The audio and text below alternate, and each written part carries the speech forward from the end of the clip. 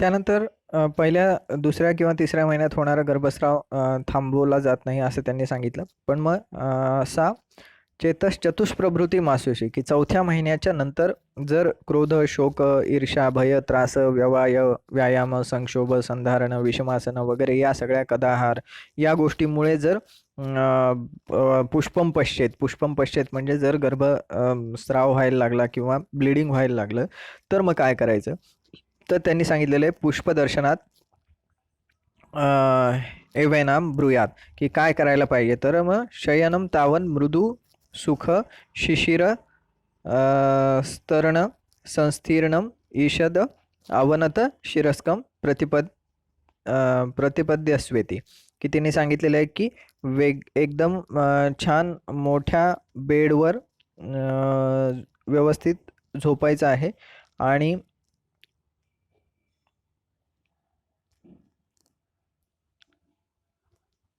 तो बेड कसा असला पाहिजे, मृदू असला पाहिजे, सुखकारक असला पाहिजे, थंड हवा येत असलेली असला पाहिजे, विस्तीर्ण असा तो असला पाहिजे आणि त्या ठिकाणी थोडंसं अवनत शिरस्क म्हणजे हेडलो पोझिशन आहे ना. आपल्याला अवनत शिरस्क समजणार नाही पण हेडलो बरोबर कळेल. तर अवनत शिरस्क झोपायला सांगितलेलं आहे म्हणजे की पाय वर घ्यायचे आणि डोकं खाली घ्यायचं जेणेकरून ते ब्लिडिंग थांबेल. नंतर यष्टी मधुक सर्पिभ्याम परमशिशिर वारिणी संस्थिताभ्याम पिचुम आपलव्यम उपस्थम समीपे की त्यांनी काय सांगितलेलं आहे की यष्टी मधुक सर्पिभ्याम यष्टी मधू आणि तूप हे परमशिशिरवाने एकदम थंड पाण्यासोबत एकत्र करून त्याचा पिचू योनीमध्ये ठेवायचा जेणेकरून ते आकुंचन होऊन रक्ताचं स्तंभन होईल. त्यानंतर शतधौत सहस्त्रधौताभ्याम सर्पिभ्याम अधोनाभे सर्वतः प्रदीयात शतधौत किंवा सहस्त्रधौत घृत जे आहे ते नाभीच्या खालच्या भागावर सगळीकडे प्रदीयात म्हणजे त्याचा लेप लावायला सांगितलेलं आहे. सर्वतश्च गव्येन चैनाम पयसाम सुशेतेन मधुकांबुनाम वा न्यगृदादी कषायेन वा परिशेचय दाधेनाभे की गाईच्या दुधाने आणि थंड मधुकांबुने किंवा नगृदादी कषायाने अधोनाभी परिषेक करायला सांगितलेला आहे. उदकम वा सुशीतम अवगाह थंड पाण्याच्या याच्यामध्ये थंड पाण्यामध्ये अवगाह करायला सांगितलेला आहे. टब्बात घ्यायला सांगितलेला आहे. क्षीरिणाम कषाय ध्रुवाणामच्या स्वरस परिपतानी चेलानी ग्राहे की क्षीरी कषाय रसाच्या दुधामध्ये कषाय क्षीरी वृक्ष जे आहेत त्याच्या दुधामध्ये स्वरसामध्ये त्यांच्या वस्त्र भिजवून त्याचा ग्राह्येत म्हणजे पिचू धारण करायचं आहे योनीमध्ये. न्यग्रोदादी शृंगसिद्धयोर्वा क्षीरसर्पिषु पिचम ग्राह्येत की न्यग्रोदादी गणातल्या औषधांचा किंवा न्यग्रोदादी वनस्पतींचा सिद्ध केलेल्या दुधाचा पिचू ठेवायचा आहे. आतश्चैव अक्षमात्रम प्राशयत आणि हेच नगरोदादी गणातले सिद्ध केलेल्या दुधाचं अक्षमात्रमध्ये सेवन पण करायचं आहे. प्राशयद वा केवलम क्षीरसर्पी केवळ दूध आणि तुपावरच राहायचं आहे. पद्म उत्पल कुमुद किंजल काश्च समधु शर्करान लेहार्थ की हे सगळ्या वनस्पती ज्या आहे पद्म म्हणजे तुमचं कमळ. तर ह्या सगळ्या गोष्टी पद्म उत्पल कुमुद हे सगळे कमळाचेच वेगवेगळे प्रकार आहेत. तर हे सगळे मधु आणि शर्करेसोबत खायला द्यायला सांगितलेले आहेत. मधु शर्करा प्रत्येक गोष्ट व्यवस्थित लिहून घ्या हां की हे पद्म उत्पल कुमुद किंजल प्लस मधु प्लस शर्करा लेहार्थ असे उपचार एकाखाली एक लिहायचे की बाबा चौथ्या महिन्यानंतर स्त्राव होत असेल तर त्याचं काय काय उपचार आहेत. तर एकाखाली एक की मृदू सुख शिथिर विस्तीर्ण अवनत शिरस्क झोपायचं आहे. यष्टी मधु सर्पी कल्क नंबर 2 नंबर 3 असं एकाखाली एक काय जे त्यांनी 10-15 उपाय सांगितलेले ते सगळे लिहून टाकायचे. त्यानंतर शृंगाटक पुष्कर बीज कशेरुकान भक्षणार्थ हे सगळं खाण्यासाठी सांगितलेलं आहे. गंध प्रियंगू सीतोपल शाल उदंबर शलाटू न्यग्रोध शृंग हे सगळं उदक आजेन पायसा की पायेत एन अजेन पयसा की बकरीच्या दुधासोबत हे सगळं खायला सांगितलेलं आहे.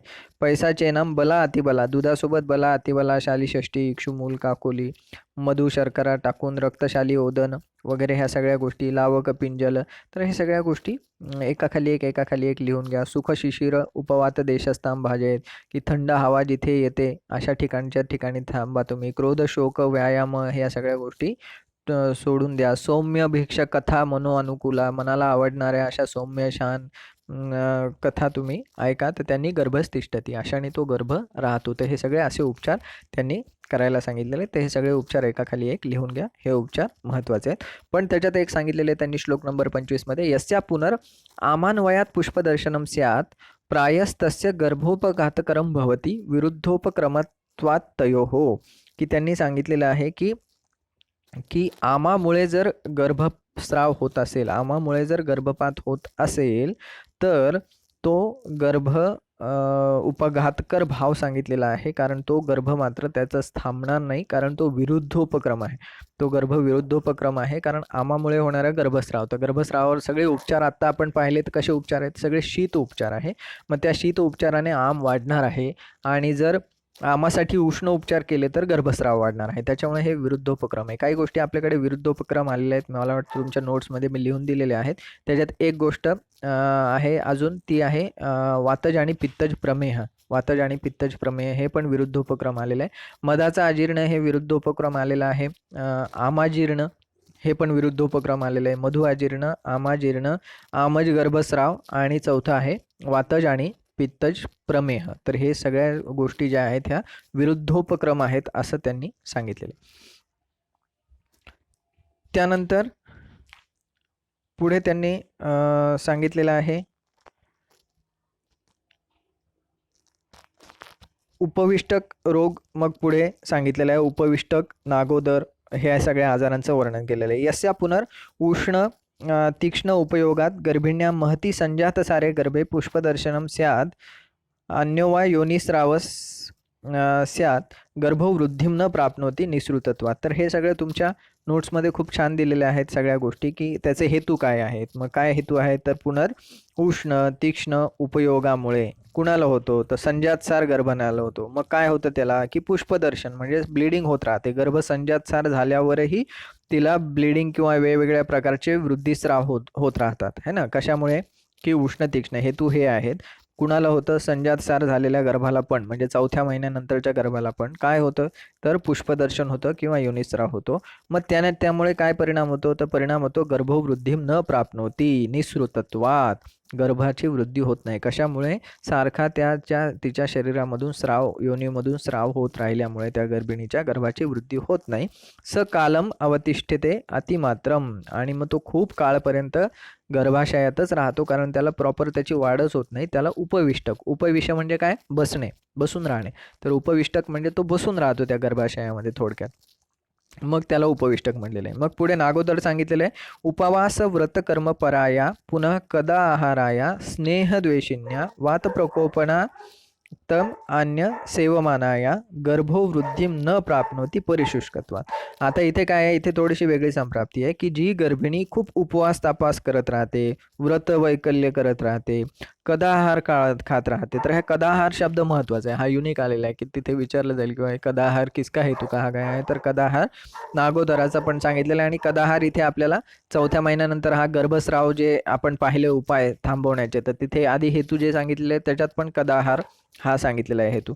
तर कदाहार म्हणजे काय तर अतिशय कुत्सित म्हणजे काहीतरी शिळं पातळ सडकं गळकं असं काहीतरी खाणं, तर त्याला म्हटलेलं आहे कदाहार. की कदाहार केल्यामुळे, स्नेहद्वेष केल्यामुळे, स्नेहच घेत नसल्यामुळे, वातप्रकोपक सगळ्या गोष्टी करत असल्यामुळे, या सगळ्या गोष्टींमुळे गर्भवृद्धी न प्राप्नोती. कशामुळे परिशुष्कत्वात. वरती गर्भाची वृद्धी, इथे गर्भाची वृद्धी होत नाहीये, तिथेही गर्भाची वृद्धी होत नव्हती.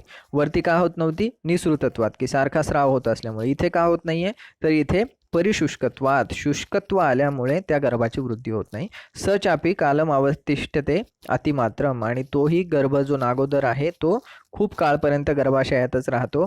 अस्पंदश्च भवती. तर हा एक एक शब्द खूप महत्वाचा आहे. अस्पंदश्च भवती किसका लक्षण है परिशुष्कत्वात्. वृद्धिम न प्राप्नोति परिशुष्कत्वात् किसके संदर्भ में है. वृद्धिम न प्राप्नोति निसृतत्वात् किसके संदर्भ में है. कदाहार किसका हेतु है. स्नेह द्वेषी गर्भिणी को कौन सा व्याधि होता है ऐसा चरक ने कहा है ना. उपवास व्रत कर्म करने वाली गर्भिणी को कौन सा व्याधि होता है ऐसा कहा गया है. नागोदर का कारण है योनिस्राव, उपवास, स्नेह सेवन, इनमें से सभी. तर मग त्याच्यात काय येईल उत्तर की नागोदराचं कारण काय आहे, योनिस्राव आहे का नाही, उपवास आहे का? हो आहे. स्नेह सेवन आहे का? नाही. स्नेह द्वेष आहे. इनमें से सभीचा तर प्रश्नच नाही, म्हणजे उत्तर येईल उपवास. त्यामुळे आपलं जसं मी नेहमी वारंवार सांगत असतो आणि मी तुम्हाला आधी पण सांगितलं होतं की नंतर ज्यावेळी मी शिकवायला लागेल सगळ्या गोष्टी, त्यावेळी मी आज हे सगळं सांगणं होणार नाही. पण याचा अर्थ असा नाही की मी आधी ज्या सूचना दिलेल्या आहेत त्या पाळायच्या नाही आहेत. थोडक्यात सांगतो, आपला स्कॅनर सतत MCQचा ऑन असला पाहिजे की आपण काय MCQ येईल यावर, कसं याला लक्षात ठेवायचं आहे, फोडा आणि राज्य करा, दोघांमधला डिफरन्स, त्यातला अभ्यास, ह्या ज्या वारंवार सुरुवातीला ज्या सूचना दिल्या गेलेल्या आहेत ना, तर त्या आतापर्यंत अंगवळणी पडणं अपेक्षित आहे. तुम्ही या कानातून ऐकून त्या कानातून सोडून देत असाल तर तुमचा दोष आहे. तुमचा दोष आहे, तो तुम्ही सुधारा. सगळ्या आधीचे लेक्चर्स नीट जर ऐकले तर तुम्हाला कळेल काय काय सूचना कशा दिलेल्या आहेत, कसं लक्षात ठेवायचं. तर त्या अभ्यासाच्या पद्धती इम्प्लिमेंट करायच्या आहेत. प्रत्येक वेळी 30 कॅसेट रिपीट करत गेलो तरी मी खूपदा करतो, खूपदा जास्तदा करतो, इतक्या वेळा पण नाही करायला पाहिजे, पण तरी मी करत राहतो तुमच्यासाठी. पण हे नेहमी लक्षात घ्या की अभ्यास करताना MCQ काय विचारतील, हे काय अभ्यास काय, व्यवस्थित त्याला लिहिणं, लक्षात घेणं, एक ओळ वाचणं. आणि मी जितकं एक पॉईंट, एक ओळ, एक शब्द व्यवस्थित सांगतोय, जितक्या कमी स्पीडनी सांगतोय तितकं तुम्हाला अवघड आहे मिळणं, एवढं नक्की सांगतो की अवघड आहे. अशक्य तर नाही म्हणणार मी, पण अवघड आहे इतक्या बारकाईने कोणी सांगणं सगळ्या गोष्टी. जस्ट सांगतात हे महत्त्वाचं आहे, हे महत्त्वाचं आहे, हे उपविष्टक वाचायचं आहे ना, अगोदर वाचायचं आहे, किंवा याच्या ज्या नोट्स आहेत तेवढ्या वाचून घ्या, त्यात सगळं दिलेलं आहे. पण इथे आपण एक शब्द, कसं आहे, एखादा आहार म्हणजे काय, स्नेहद्वेषी काय, इथला काय फरक, तिथला काय फरक, असं सगळं आपण डिटेल बघतो. येस, चला त्याच्यानंतर मग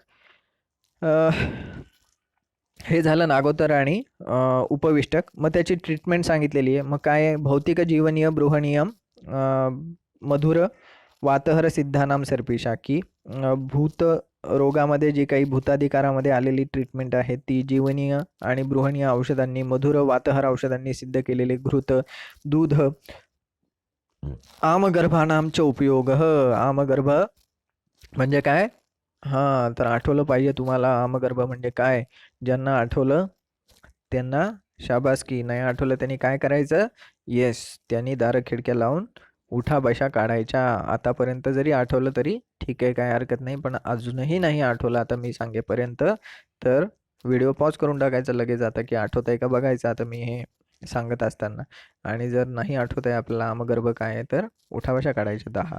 कारण आत्ताच झालेलं आहे आपल्याला की गर्भस्तू आमगर्भेनं, गर्भाची वाढ, जशी मांसाने मांसाची वृद्धी होते, रक्ताने रक्ताची वृद्धी होते, गर्भाची वृद्धी आमगर्भाने होते. आणि मी त्यावेळी पण सांगितलं होतं की पुढे जाऊन जे आजार येतील उपविष्टक ना, अगोदर त्याच्या ट्रीटमेंटमध्ये हे आमगर्भ आलेलं आहे, की पयस आमगर्भानाम उपयोग. अंडी खायला सांगितलेलं. अंडी म्हणजे खातल्या खात त्यातला पिवळा बलक जो की गर्भाचा भाग असतो तो खायला सांगितले. बाहेरचं पांढरं खाऊन उपयोग नाही, आतलं खायचं आहे, म्हणजे ते आमगर्भ आहे तो. आणि ते तेव्हा पण सांगितलं होतं मी की हायब्रिड अंडी नाही पाहिजे, हे गावरान अंडी ज्याच्यातून खरंच पिल्लू जन्माला येणारे अशी अंडी खायची आमगर्भ, तर ते गर्भवृद्धी कराय. तथा संभोजनम एरेव सिद्धेश्च घृतादिभी सुभिक्षाया अभीष्टम यान वाहन अपमार्जन विजृंभण आपाद.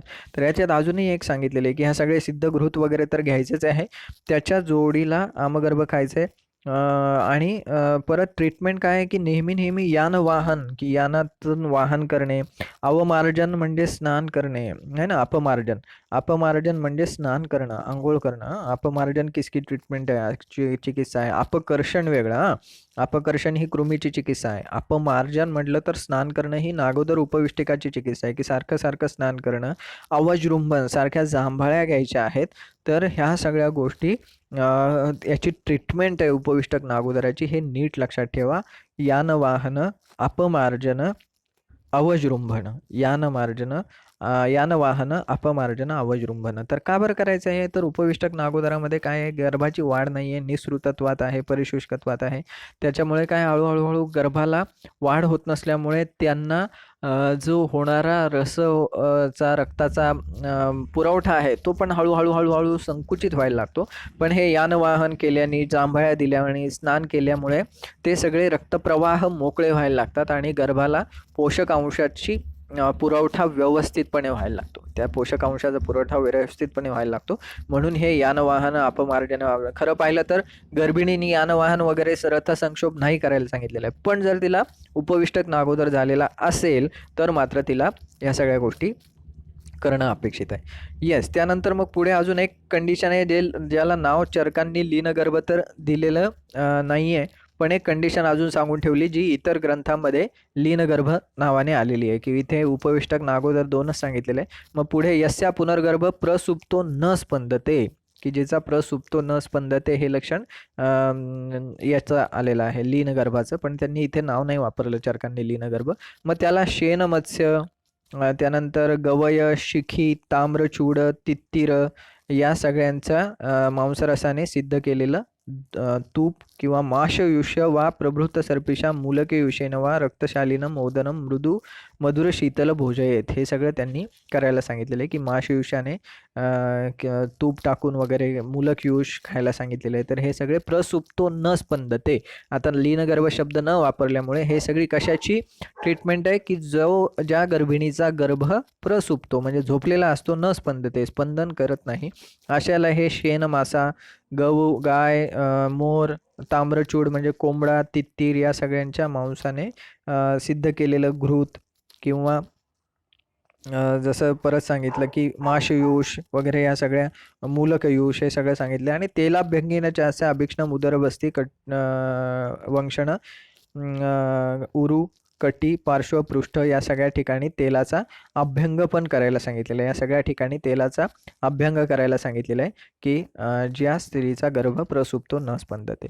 मग त्यानंतर यस्या पुनरुदारावर्त विबंध स्याद अष्टमे मासे न च अनुवासनम साध्यम मन्येत तस्यात विकार प्रशमनम उपकल्पयेन निरुहम, की ज्या स्त्रीचा काय होत नाहीये,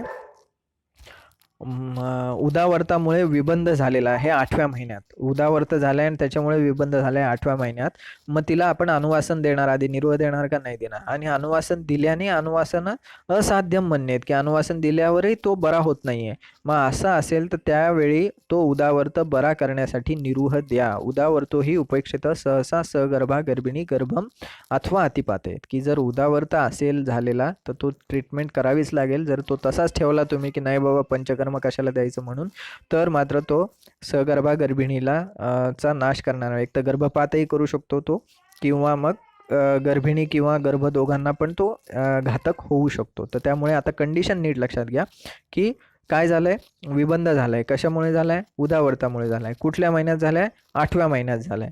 मग काय केलंय, अनुवासन दिलंय. मग अनुवासनाने पण बरा झालाय का नाही झालाय, तेव्हा जाऊन द्यायचं की 8व्या महिन्यात उदावर्तामुळे विबंध झाला असता आणि अनुवासनाने तो बरा झाला नसता, ती निरोह द्यायला सांगितले. आणि कोणती निरोह द्यायची का, दे मग दशमूलाची निरोह, नाही नाही नाही तसं नाही. श्लोक नंबर त्याच्या पुढच्या श्लोकात त्यांनी सांगितलेले कुठली द्यायची. तर विरण, विरण म्हणजे उशीर, उशीर, विरणशाली, षष्टिक, कुश, इक्षु, वालिका वगैरे हे सगळे असे शीत औषधं, सौम्य औषधं असे घेऊन त्यांनी त्याच्या अर्ध दूध, पयसा अर्धोदेकन, अर्ध दूध वगैरे टाकून मग त्याचा निरोह द्यायला सांगितलेला आहे, त्याचा निरोह द्यायला सांगितलेला आहे.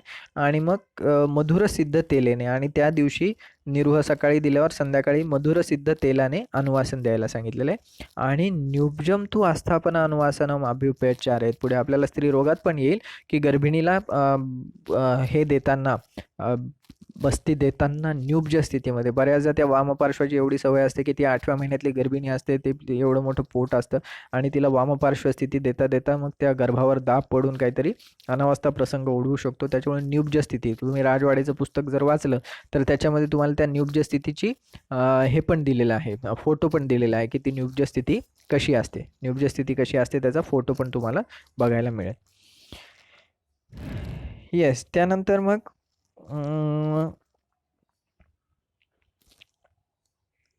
तर ती गर्भिणी द्यायची. आणि एवढंही काही कारणांनी समजा जर गर्भ अंतर्मृत झाला, श्लोक नंबर 30 मध्ये बघा, यस्या पुनर अतिमात्र दोषोपचयाद्वा तीक्ष्ण उष्ण अतिमात्र सेवनाद्वा वातमूत्र पुरुष विधारणामुळे.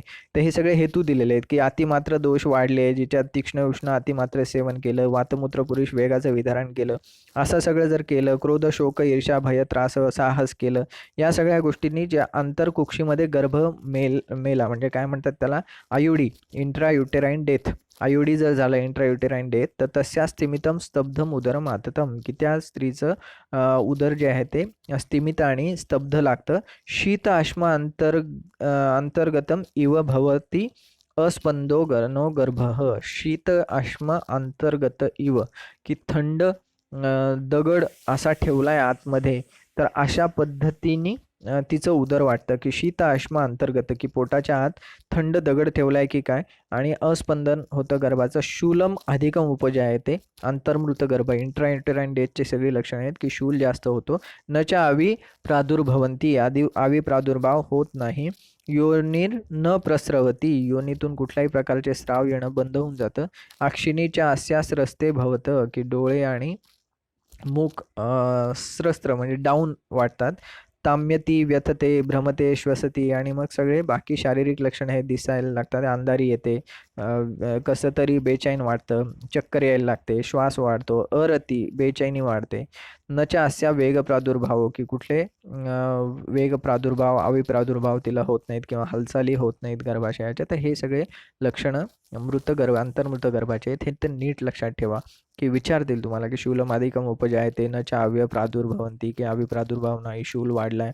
योनीर न प्रस्रवंती, हे कशाचं लक्षण आहे, तर हे अंतर्मृत गर्भाचं लक्षण आहे. अक्षिणीच्या अस्यास रस्त्रे भवतः, हे किसका लक्षण है. सद्योगृहित गर्भिणी का है, सद्य प्रसूता का है, की अंतर्मृत गर्भा का है ना. तर असे वेगवेगळे विचारतील की बाबा कुणाचे लक्षण आहेत हे. सद्योगृहित गर्भिणीचे लक्षण आहेत, की सद्यो प्रसूताचे लक्षण आहेत, की अंतर्मृत गर्भाचे. अक्षिणीच्या अस्यास रस्त्रे भवती, की डोळे आणि वगैरे स्रस्त्र म्हणजे असे खाली झुकलेले डोळे, झुकलेला चेहरा, अशा पद्धतीने तिची लक्षणं. आणि शीत आश्मा अंतर्गत, की पोटामध्ये जणू काही थंड दगड ठेवलेला आहे, अशा स्वरूपाची लक्षणं अंतर्मृत गर्भामध्ये होतात. मग आता आज जर ते अंतर्मृत गर्भ असेल, तर मग आता तो गर्भ नाही राहिला, तो मृत झाल्यामुळे ते गर्भ शल्य झालं, ते गर्भ शल्य झालं. तस्य गर्भशर्यस्य जरायु प्रपातनम कर्म संशयनम इति आहुर एकम मंत्रादी अथर्ववेदादिकम इति आहे ते, की ते करावंच लागणार आहे तुम्हाला आता, की तो अंतर्मृत गर्भ असताना त्याचं जरायू पातन आणि त्या गर्भशल्याची चिकित्सा करणं. मग काय करायला सांगितलेलं आहे, की जरायू पातनासाठी अथर्ववेदामध्ये काही मंत्र आलेले आहेत. मग त्या मंत्राचे जे ज्ञाता, जे मंत्र ज्यांना सिद्ध झालेले आहेत, अशा लोकांकडून त्या मंत्राने तो गर्भपात करून घ्यावा. नाही तर परिदृष्ट कर्मणा शल्यहंत्रा हरणम इत्यके. आणि काही लोक म्हणतात की असं करावं, मंत्राने करावं. आणि काही लोक म्हणतात की तंत्राकडून, शल्यहर्त्राकडून म्हणजे सर्जनकडून, कुठल्या परिदृष्ट कर्मांना, की ज्यांनी याच्या आधी ॲबॉर्शन्स हे केलेले आहेत, अशा सर्जनकडून गर्भाचा हरण करावा असं त्यांनी सांगितलेलं. मग आता ह्या दोन्हीपैकी कुठल्या ज्या पद्धतीने गर्भहरण केलं, जे की अंतर्मृत गर्भ होता, तर मग त्याला पुढे काय करायचं आहे, तर पुढे त्याचा पुढचा श्लोक बघा. व्यपगत गर्भशल्या, की जिचं गर्भशल्य आता व्यपगत निघून गेलं, की या सगळ्या दोन्हीपैकी कुठला उपाय केला, शल्यकर्म केला असेल किंवा मंत्र चिकित्सा केली आहे, तो स्त्रिया मामगर्भा सुरा, सिधू, अरिष्ट, मधु, मदिरा, या सगळ्या गोष्टी तिला द्यायला सांगितलेल्या आहे. की सुरा, सिधू, अरिष्ट, मदिरा किंवा याशिवाय अन्य जसं तिचं सामर्थ्य असेल त्यानुसार थोडंसं मद्य करायला सांगितलेलं आहे. कशासाठी, कोष्ठशुद्ध्यर्थम आरती विस्मनार्थम, की त्याच्या वेदना विसरून जाण्यासाठी आणि कोष्ठशुद्धी होण्यासाठी. आता दशमूलारिष्ट जर पाहिलं तर ही मद्यकल्पनाच आहे. असं वारिष्ट, आता मद्य म्हणजे काय, एकदम काहीतरी ब्रँड घेतलाय, काहीतरी रम पिताय, कोणी बियर पिताय वगैरे, असं अशातला भाग नाही आहे. ती दारू पिणं या अर्थाने मद्यपान नाही आहे. तर मद्य म्हणजे मद्यकल्पना. मग सुरा आहे, सिधू आहे, अरिष्ट, त्यातलंही सांगितलंय त्यांनी की काय घ्यायचं आहे, की अरिष्ट घेऊ शकता तुम्ही, सुरा, सिधू घेऊ शकता. इथे वारुणी बिरुणी नाही प्यायला सांगितलं. वारुणी पण एक मद्याचा प्रकार आहेच आहे ना की. तर त्याच्यामुळे प्रत्येक ठिकाणी कुठलं मद्य वापरायचं आहे, कशा पद्धतीने ते प्रोसेस करायला लागतं, काय करायला लागतं, त्याचा औषधी मात्रा, हे सगळं सांगितलेलं असतं. तर त्याच्यामुळे याचा एक खूप चुकीचा अर्थ मुलं घेतात किंवा हे म्हणतात की मस्त आमच्या आयुर्वेदात तर सगळं सुरा प्या म्हटलेलं आहे, सिधू प्या म्हटलेलं आहे, मजा करा म्हटलेलं आहे, दारू. पण त्याच्या विधी सांगितलेल्या आहेत, त्या मद्यसेवनाची विधी सांगितलेली आहेत, हे लोक विसरून जातात. म्हणजे आपल्या सोयीचा अर्थ काढणं अशातला तो भाग आहे, तसं आपण करता कामा नये. आणि मग कोष्ठशुद्ध्यर्थ, आरती विस्मनार्थ आणि प्रहर्षणार्थ, की थोडंसं तिला मन जागेवर यावं, या सगळ्या गोष्टीसाठी तिने सांगितलेलं आहे. आणि मग त्याच्यात एक अजून इंटरेस्टिंग गोष्ट सांगितलेली आहे की अनुरक्षित अस्नेहप्रयुक्ता यवाग्वादिभा, की स्नेहरहित यवागू द्यायला सांगितलेले. त्या श्लोकामध्ये एक ओळ सोडून बघा की नुर नुर अनुरक्षित अस्नेह संप्रयुक्तेर यवाग्वाधिबिर्वा, की अस्नेह प्रयुक्त, की स्नेह न टाकता दिली गेलेली जी यवागू आहेत तिने तुम्हाला रक्षा करायची आहे तिची, असं त्यांनी सांगितलेलं आहे. तर अशा पद्धतीने नंतर स्नेहपान, बस्ती, आहारविधी आणि नंतर दीपनीय, जीवनीय, बृहणीय, मधुर, वातहर औषध द्यायला सांगितले. तर असं या प्रत्येकाचं काही त्यांनी दिलेलं आहे की बाबा चला काय आहे की गर्भिणी आहे, मग काय काय काळजी घ्यायची, मग गर्भोपघातकर भाव आहे, तिने काय काय कशाने काय काय होतं, मग गर्भोपघातकर भावानंतर मग त्यांनी दिलेलं आहे की बाबा रक्तस्राव व्हायला लागला गर्भिणीला, तर मग पहिल्या 2 महिन्यात झाला तर काय होणार, दुसऱ्या तिसऱ्या महिन्यात, चौथ्या महिन्यानंतर झाला तर त्याची काय काय ट्रीटमेंट असणार. मग ह्या अशा सगळी त्यांनी काय काय काळजी घ्यायची आहे, अंतर्मृत गर्भ झाला तर काय करायचं आहे, मग त्याची ट्रीटमेंट काय करायची आहे, मग तिचं शल्यहरण झाल्यावर काय काय काय काय पॉईंट करायचे. तर हे सगळ्या गोष्टी पॉईंट वाईज त्यांनी लिहिलेल्या आहे. तर त्यात सगळ्या नीट तशाच्या तशा व्यवस्थित लक्षात ठेवणं तुम्ही अपेक्षित आहे. एकाखाली एक व्यवस्थित लिहून घ्या. त्यानंतर मग इथून पुढे पुढच्या श्लोकामध्ये त्यांनी काय सांगितलेलं आहे 32व्या श्लोकामध्ये की परमतो निर्विकारम आप्यायमानस्य गर्भस्य मासे मासे कर्मोप, की हे तर हे झालं पहिले विकाररहित वाढणाऱ्या गर्भाचं. आता हे निर्विकार, हे सगळे विकारयुक्त गर्भ झाले, स्राव होणं, त्याच्यानंतर उपविष्टक झालं, नागोदर झालं, त्याची ट्रीटमेंट झाली, प्रसुप्तो न स्पंदते झालं, त्याच्यानंतर आंतर्मृत गर्भ झालं, ह्या सगळ्यांचे हे सगळे विकार झाले. निर्विकार, की जो गर्भ काहीच आजार नसताना, काहीच प्रॉब्लेम नाही आहे त्याला, ना उपविष्टक, नागोदर, ना काही ना काही. तर अशा गर्भाचं मासोन्मास काय करायला पाहिजे, तर प्रथमे मासे शंकिता जे अभ्रम आपमना क्षीरम अनुपस्कृतम मात्रावत शीतम काले काले पिबेत, की त्यांनी सांगितले पहिल्या मात्यामध्ये की गर्भ आहे की नाही बाबा, असं जिला वाटतं की कारण पहिल्या महिन्यात एकदम कळत नाही, तर शीतल दूध प्यायला सांगितलेलं आहे. शीतल दूध प्यायला सांगितलेलं आहे तिला. तर शीतल दूध हे महत्त्वाचं आहे त्याच्यामध्ये.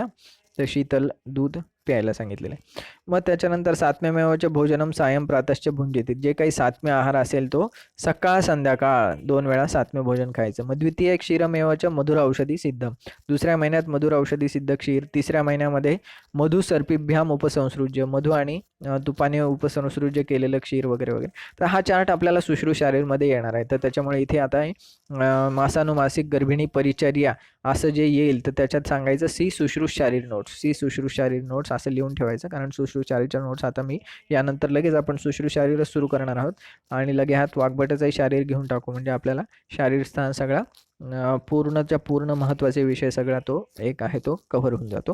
तर त्यामुळे ते आपल्याला येणारच आहे. त्यामुळे इथे फक्त हे लक्षात ठेवा की याच्या नोट्स पुढे आपल्याला येणार आहेत.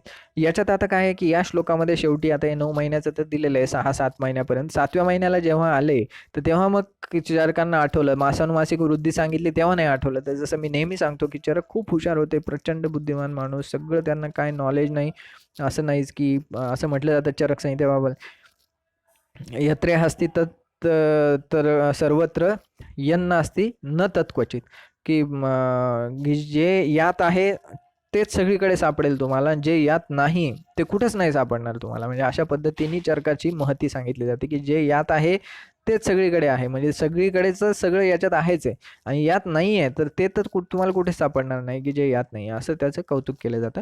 तर याचा मथितार्थ जरी लक्षात घेतला तर आहे, पण काय आहे मग ते असिस्टंट नसल्यामुळे मग त्यांना इथं आठवलं की अरे आपल्याला ते क्विज लिहायचं राहिलं त्या मासिकमध्ये. तर याच्यासाठी वाघभटाला स्कोप मिळाला ग्रंथ लिहायला. जर चरकांनी चांगला ग्रंथ असा व्यवस्थित लिहिला असताना तर अष्टांग हृदयाला काय लिहायला काही उरलंच नसतं बिचारायला, आहे की नाही. तर त्यांनी म्हटलं असं आता मी काय लिहू, चरकांनी ते सगळं व्यवस्थित त्यांनी असं इकडे तिकडे तिकडे इकडे लिहून ठेवल्यामुळे अष्टांग हृदयाला भरपूर स्कोप मिळाला की चला हे यांनी असं केलंय त्याला आपण रिअरेंज करू, आणि मग तो बृहत्रयीमध्ये समाविष्ट झाला. म्हणजे खरं हे गमतीचा भाग झाला. वाघभटही काही कमी श्रेष्ठ नव्हते, खूप मोठे व्यक्ती होते. पण सांगायचं तात्पर्य चरकांनी थोडंसं अस्ताव्यस्त लिहिलं आहे. तर इथे किकविसाचं वर्णन आलेलं आहे. हे सगळी बडबड करण्याचा उद्देश असा आहे की किकविस चरकांनी सांगितलेला आहे, पण तो मासानुमासिकमध्ये सांगितलेला नाही. तो वेगळ्या ठिकाणी जिथे मासानुमासिक परिचर्या सांगितलेली आहे त्या ठिकाणी सांगितलेला आहे, असा त्या या सगळ्या बडबडीचा अर्थ आहे. ठीक आहे. मातुविदाहम जनयंती स्त्रियो भाषणते, की काही स्त्रिया म्हणतात की आईच्या पोटामध्ये विदाह होतो आणि तन्नेते गर्भस्य केशा जायमाना, त्याच्यावरती बघा की या महिन्यामध्ये गर्भस्य केशा जायमाना की गर्भाला केस येतात म्हणून आईला विदाह होतो आणि किकवीस होतो. परंतु गर्भोत्पीडनात वातपित्त श्लेष्मानम उरह प्राप्य, ते कुठे येतात दोष, उरह प्राप्य विदाहम जनयते असं म्हटलेलं आहे की गर्भोच्या उत्पीडनामुळे वातपित्त कफ हे उरोभागी येऊन विदाह जनयंती आणि त्यामुळे कंडूरूपजा येते. कंडूमूलाच्या किकविसाने अवाप्तिर्भवती, आणि त्या कंडूमुळे किकवीस म्हणजे स्ट्राया ग्रॅव्हिडेरम ज्या सगळ्या त्या काय म्हणतो आपण त्याला स्ट्रेच मार्क ते सगळे येतात.